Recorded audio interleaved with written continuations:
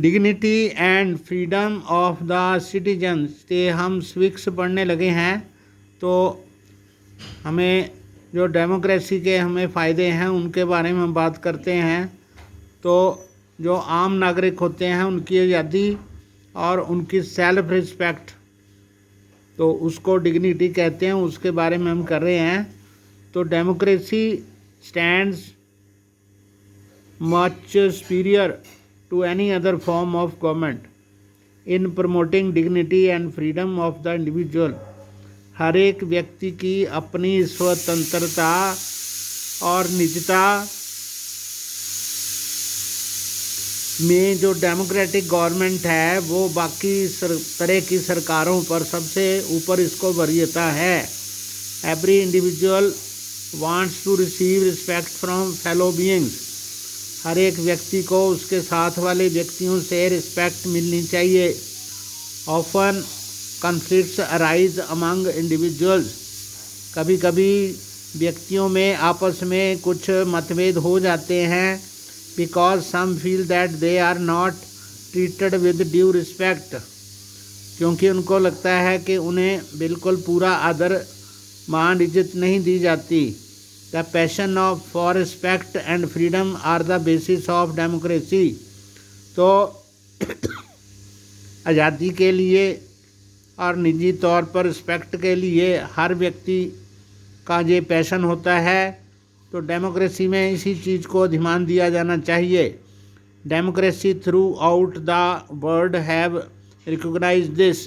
तो पूरे विश्व में जो लोकतंत्र है उसने इसी बात को मान्यता दी है। एटलीस्ट इन प्रिंसिपल, सिद्धांत के रूप में तो दी है। This has been achieved in various degrees in various democracies. अलग अलग स्तर पर जितने भी लोकतंत्र हैं वहाँ पर इसे किसी न किसी लेवल तक इन चीज़ों का ख्याल रखा जाता है। For societies which have been built for long on the basis of subordination and domination। तो कई बार समाज ऐसे बनते हैं यहाँ पर कुछ लोग सबॉर्डिनेट होते हैं और कुछ डोमिनेट करते हैं, यानी कुछ लोगों का वर्चस्व होता है और कुछ लोग नीचे काम करते हैं। It is not a simple matter to recognise that all individuals are equal. ये मतलब एक आम मैटर है जिसमें सभी को एक समान इज्जत मिलनी चाहिए। Take the case of dignity of women. औरतों की निजता और इज्जत के बारे में हम बात करते हैं। Most societies across the world were historically male dominated societies. विश्व में जितने समाज विकसित हुए हैं पुरातन काल में, वहाँ पर पुरुषों का बोलबाला रहा है, यानी कि पैटर्नल रूप से वो लोग ज़्यादा ताकतवर थे। Long struggles by women have created some sensitivity today. तो औरतों द्वारा काफ़ी इसके बारे में अपनी इज्जत बहाल करने के लिए अपना संघर्ष जो है वो किया गया है, जिससे अब थोड़ी लोगों में औरतों के प्रति सेंसिटिविटी पैदा हो गई है।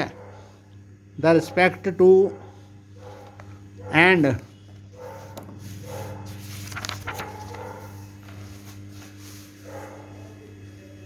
equal treatment of women are necessary ingredients of the democratic society।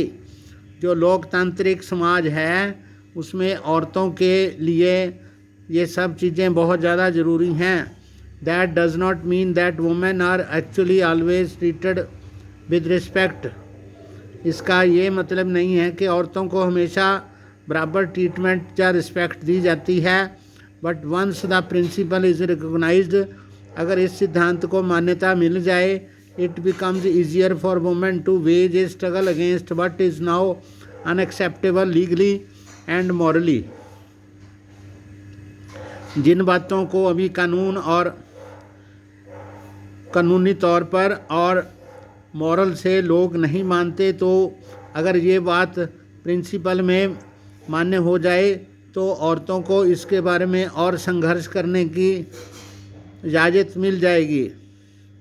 In a non democratic setup this unacceptability would not have legal basis because the principle of individual freedom and dignity would not have the legal and moral force there।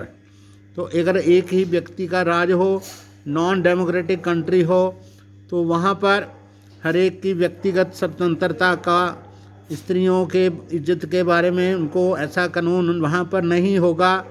The same is true for caste inequalities. जातियों की असमानता भी इसी बात, उसका भी यही हाल है। Democracy in India has strengthened the claims of the disadvantaged and discriminated caste for equal status and equal opportunities। तो इंडिया में ऐसे जाति के रूप में और दलित लोग जो हैं उनके बारे में उनकी जो क्लेम है ये और शक्तिशाली हुआ है कि लोगों को जाति के नाम पर और दलितों के नाम पर ऐसे उनके साथ डिस्क्रिमिनेशन होती है ताकि उनको इक्वल स्टेटस और इक्वल मौका मिल सके। There are instances still of caste based inequalities. जातिगत रूप में लोगों में अभी भी भेद हैं एंड एट्रोसिटीज़ उनके साथ बुरा होता है। But these lack the moral and legal foundations. पर इनको कानून कोई भी इसको मान्यता नहीं देता। कानूनी रूप से हम किसी के साथ भेदभाव नहीं कर सकते। Perhaps it is the recognition that makes ordinary citizens value their democratic rights. तो इसीलिए लोग अपने लोकतांत्रिक अधिकारों के बारे में जानते हैं और उनको वैल्यू देते हैं। Expectations from democracy also function as the criteria for judging any democratic country.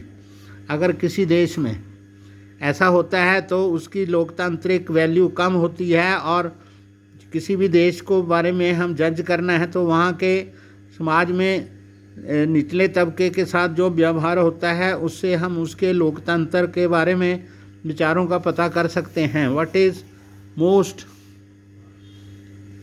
Distinctive about democracy is that its examination never gets over. तो डेमोक्रेसी का ये होता है कि उसका जो परख है, उसकी डेमोक्रेसी की जो परख है कभी ख़त्म नहीं होती। अगर एक बात में वो पूरा उतरती है तो दूसरी बात में उसको फिर से परखा जाता है कि ये क्यों नहीं हो रहा।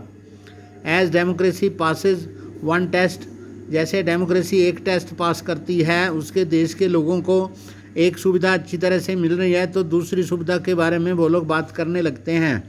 इट प्रोड्यूसेस अनदर टेस्ट, तो वहाँ पर उसका दूसरा टेस्ट होता है। As people get some benefits of democracy, जैसे लोगों को लोकतंत्र का लाभ मिलता है, दे आस्क फॉर मोर, तो दूसरे लाभों के लिए वो लोग बात करते हैं। And want to make democracy even better, और वो लोकतंत्र को और अच्छा करने की डिमांड करते हैं। That is why when we ask people about the way democracy function, तो जब हम लोगों से बात करते हैं कि डेमोक्रेसी या लोकतंत्र कैसे काम करता है, they will always come up with more expectations, वो लोग अधिक आशाओं के साथ सामने आते हैं। एंड मैनी कंप्लेंट्स, और बहुत सारी शिकायतें करते हैं। The fact that people are complaining is itself a testimony to the success of democracy। अगर लोगों की शिकायतों से ही लोकतंत्र की उसका टेस्ट जो है वो उसमें ही निहित है।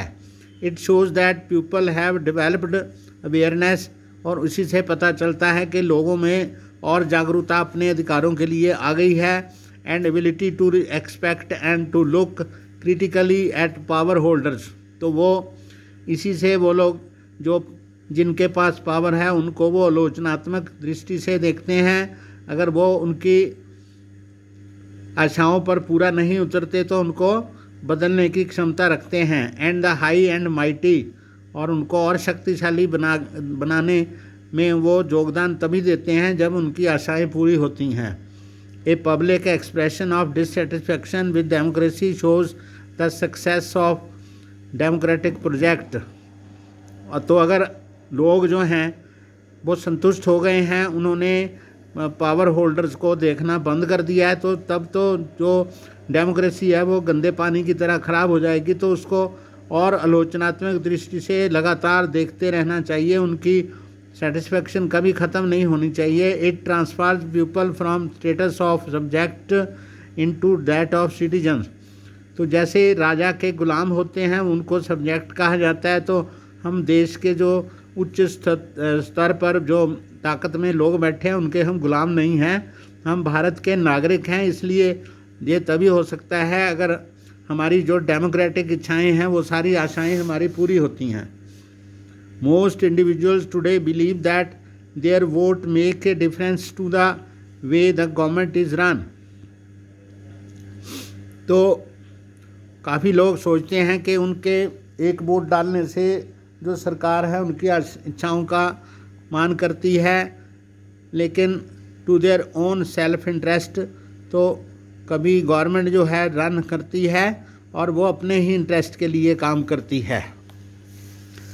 तो जैसे ये आपका कार्टून है,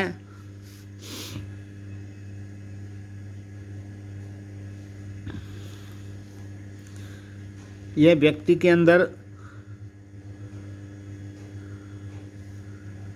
यहाँ पर एक औरत बैठी हुई है, उसको मॉरल करेज है उसके अंदर, और ये जो व्यक्ति है अवर लीडर्स टुडे वो कहती हैं hey lady that is my seat. The above cartoon and graph illustrate a point made in this section. Dignity and freedom of the citizen. Underline the sentence from this section which connect to the cartoon at graph. यहाँ पर south Asia में belief in the efficacy of vote is placed above the calculating of utility. South Asia में नेपाल में 75 है, पाकिस्तान में source okay